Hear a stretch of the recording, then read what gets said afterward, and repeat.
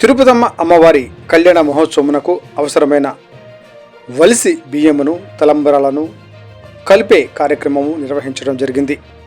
ఎన్టీఆర్ జిల్లా జగ్గపేట నియోజకవర్గం పెనుగంచిప్రోలు గ్రామంలో శ్రీ తిరుపతమ్మ అమ్మవారి దేవస్థానం పెనుగంచిప్రోలు 3/2/2025 ఉదయం 10:30 తిరుపతమ్మ అమ్మవారి కళ్యాణ మహోత్సవమునకు అవసరమైన వడ్లను గోటితో వలిచి బియ్యమును పెనుగంచిప్రోలు మరియు పరిసర ప్రాంతాలలోని భక్తులు తలంబరాలను కలుపుటకు దేవాలయ కళ్యాణ మండపమునందు ముత్తైదువులచే తలంబరాలు కలుపు కార్యక్రమం నిర్వహించడం జరిగింది.